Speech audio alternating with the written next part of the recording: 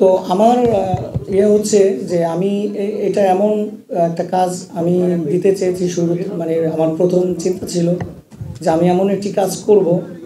আমার প্রথম কাজ এটা। এই কাজের মাধ্যমে বাংলাদেশের মানুষ হয়তোবা ভিন্ন কিছু দেখবে, হয়তোবা ভিন্ন কিছু দেখবে। সিনেমা কেন দেখবে মানুষ? অনেকে প্রশ্ন করে যে আসলে আপনার সিনেমা বা অমুক সিনেমা কেন দেখবো আমরা, কি রয়েছে? তা আমি তাদের উদ্দেশ্য করে বলবো, আপনারা এই ডেঞ্জার জোন দেখলে বুঝতে পারবেন যে এটার ভিতরে আসলে কি আছে, এটা থেকে আপনারা কতটুকু কি পাবেন। একটা সিনেমা অনেক কিছুই থাকে।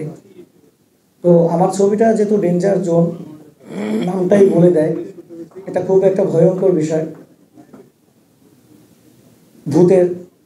তো যেহেতু আমার সিনেমাটা প্রচুর গ্রাফিক্সের কাজ রয়েছে, পুরো সিনেমাটা একদম শুরু থেকে লাস্ট পর্যন্ত প্রত্যেকটা ফ্রেমেই ভিএফএক্সের কাজ আছে, এবং সেই ভিএফএক্সের কাজগুলোর পিছনে আমাদের প্রচুর সময় দিতে হয়েছে।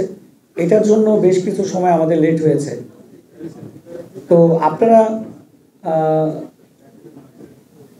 মানে না দেখলে আসলে বুঝতে পারবেন না যে আমি কেন এই কথাগুলো বলছি, যে ভিএফএক্স অনেক সিনেমায় থাকে, আমি কেন এটাকে বেশি গুরুত্ব দিয়ে কথা বলছি।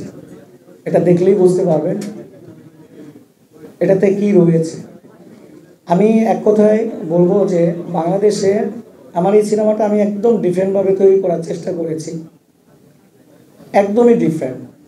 যেটা হয়তোবা আপনারা বাংলাদেশে অনেক হিট সিনেমা হয়েছে, অনেক বড় বড় সিনেমা হয়েছে, তো সেই জায়গা থেকে এটাকে কোনো সিনেমার সাথে আপনারা মিল পাবেন না। এটা একদমই একটা ব্যতিক্রম, একদম পুরো আলাদা একটা ব্যাপার এটাতে। ওইভাবেই আমি চেষ্টা করেছি যতটুকু সম্ভব হয়েছে আমার পক্ষে। এবং আমার টিমের সাথে যারা ছিলেন আমি সকলকে ধন্যবাদ জানাচ্ছি, সবাই অনেক পরিশ্রম করেছে। আর বিশেষ করে আমাদের এই সিনেমাটার বেশিরভাগই শুটিং হয়েছে জঙ্গলে।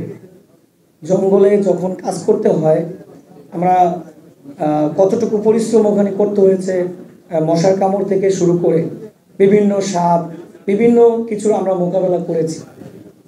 এবং আমার মনে আছে যে একটা শট ছিল, ড্যামি করার কথা ছিল এটা, কিন্তু হিরো বলছে এটা আমি মানে ড্যামি করব না, আমিই করব, রিয়েল শট থাকবে।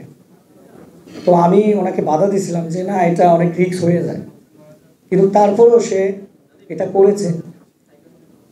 তো মানে এমন একটা শট, এটা আপনারা দেখলে বুঝতে পারবেন যে, এবং সত্যি তাই হয়েছে।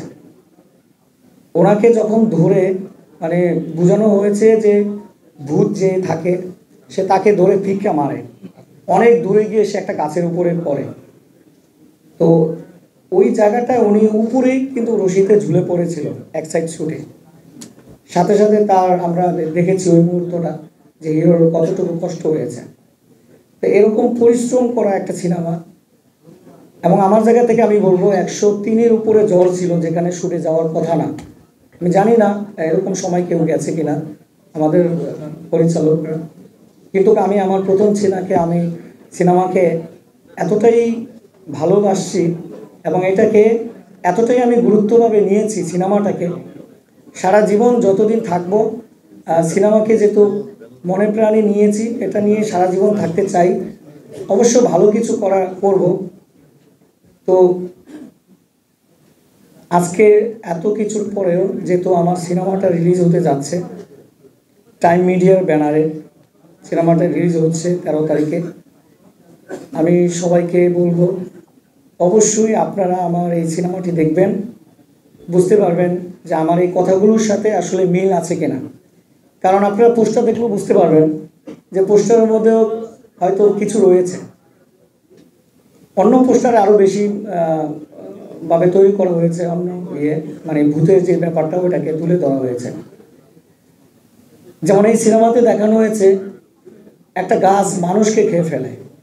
এটা কি কখনো কোনো সিনেমা বাংলাদেশে দেখেছেন? আমার মনে হয় না, এটা হয় না বাংলাদেশে, এটা আমি বলতে পারবো।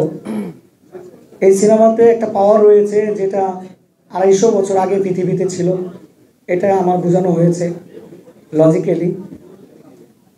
তো এরকম বেশ কিছু এই সিনেমা রয়েছে যেটা আগে হয়নি বাংলাদেশে। তো এই জন্য আমি বলবো যে আবারও বলি, আপনারা সিনেমাটা দেখবেন। আসলে আমার ঠান্ডার জন্য কথা বলতে একটু কষ্ট হচ্ছে, আর এখানে আমার অনেক সিনিয়র জন রয়েছে, অনেক গুণীজন রয়েছেন। এখানে কাজী হায়াৎ বাংলাদেশের শ্রেষ্ঠ ডিরেক্টর, মানে উনি আসছেন, আমি খুব খুশি হয়েছি, আমার ডাকে সাড়া দিয়েছেন।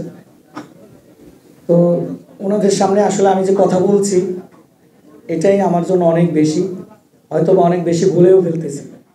তো যদি বেশি বলে ফেলি